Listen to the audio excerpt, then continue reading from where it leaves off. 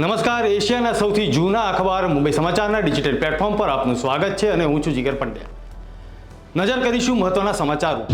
બેંગલુરુની એક વિશેષ અદાલતે બંધ થઈ ગયેલી ચૂંટણી બોન્ડ યોજના મારફત દબાણપૂર્વક વસૂલી થઈ હોવાના આરોપસર કેન્દ્રીય નાણામંત્રી નિર્મલા સીતારમણ વિરુદ્ધ FIR નોંધવાનો આદેશ આપ્યો છે. કોંગ્રેસના રાષ્ટ્રીય અધ્યક્ષ મલ્લિકાર્જુન ખડગેએ રવિવારે જમ્મુમાં ભાષણ આપતા બેભાન થઈ ગયા.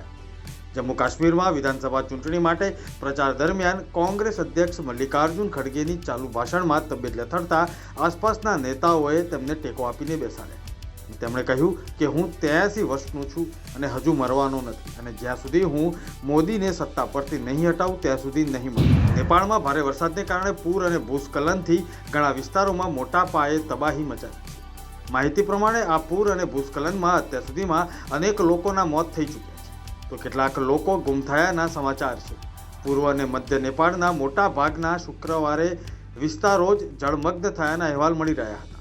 વડોદરામાં વહેલી સવારથી વાદળછાયા વાતાવરણ વચ્ચે બપોર પછી વીજળીના કડાકા ભડાકા સાથે ધોધમાર વરસાદ શરૂ થયો. ભારે વરસાદને કારણે શહેરના અનેક નીચાણવાળા વિસ્તારોમાં પાણી ભરાઈ જતા વાહન વ્યવહારને અસર થઈ હતી.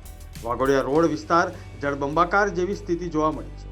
આ સાથે વિશ્વામિત્રીની જળ સપાટી 18 ફૂટને પાર પહોંચી છે. અમદાવાદ મ્યુનિસિપલ તંત્ર તરફથી બહાર પાડવામાં આવતા ટેન્ડર અને કરારમાં કોન્ટ્રાક્ટરોને બ્લેકલિસ્ટ કરવા અંગેની મ્યુનિસિપલ કમિશનરે સ્ટાન્ડર્ડ ઓપરેટિંગ પ્રોસિજર જાહેરાત કરી છે, જેને લીગલ કમિટી દ્વારા મંજૂર કરાયા બાદ અમલ શરૂ કરાશે. અમદાવાદ મ્યુનિસિપલ કોર્પોરેશનની પાણી સમિતિની બેઠકમાં રાણીપ અને નવા વાડજ વોર્ડમાં ₹20 કરોડના ખર્ચે પાણીની ભૂગર્ભ અને ઓવરહેડ ટાંકી બનાવવાની દરખાસ્ત મંજૂર કરવામાં આવી છે. રાણીપ વોર્ડમાં 11.52 લાખ લીટર ક્ષમતા ધરાવતી પાણીની ભૂગર્ભ અને 25 લાખ લીટર ક્ષમતા ધરાવતી ઓવરહેડ ટાંકી બનાવવામાં આવશે. વિદેશ મંત્રી S જયશંકરે સંયુક્ત રાષ્ટ્ર મહાસભામાં પાકિસ્તાન પર નિશાન સાધ્યું. તેમણે કહ્યું કે ઘણા દેશો સંજોગોને કારણે પાછળ રહી જાય છે, પરંતુ કેટલાક દેશો જાણી જોઈને આવા નિર્ણયો લે છે જેના પરિણામ ગંભીર આવે છે. આપણો પાડોશી દેશ પાકિસ્તાન તેનું મુખ્ય ઉદાહરણ છે.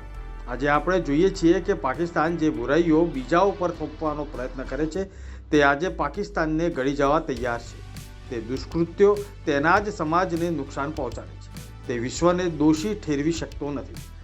આ માત્ર કર્મનું પરિણામ છે. ભારતની T20 વર્લ્ડ કપ 2024માં શાનદાર જીત બાદ રોહિત શર્મા અને વિરાટ કોહલીએ નિવૃત્તિની જાહેરાત કરી દીધી હતી. કેપ્ટન રોહિત શર્માએ આંતરરાષ્ટ્રીય T20 ક્રિકેટમાંથી તો નિવૃત્તિ લઈ લીધી છે, પરંતુ એ પણ સ્પષ્ટતા કરી હતી કે IPL રમતા રહી. ચાલુ કેલેન્ડર વર્ષના ત્રીજા ત્રિમાસિકમાં દિલ્હી, NCR અને બેંગલુરુમાં મકાનોની કિંમત વાર્ષિક ધોરણે 29% વધી છે. રિયલ એસ્ટેટ એડવાઇઝર એનારોકના આંકડાઓ અનુસાર ઉત્પાદન ખર્ચમાં સતત વૃદ્ધિ અને લક્ઝરી ઘરોના પુરવઠામાં વધારો થતાં મકાનોની કિંમત વધી છે. ઉત્તર પ્રદેશના ફરુખાબાદ જિલ્લાના નવાબગંજમાં બુલડોઝરવાળી થઈ હતી.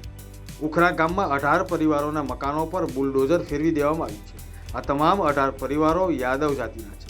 આ મામલે યુપીના પૂર્વ CM અખિલેશ યાદવે આ કાર્યવાહી પછી ભાજપ પર જોરદાર નિશાન સાધ્યું.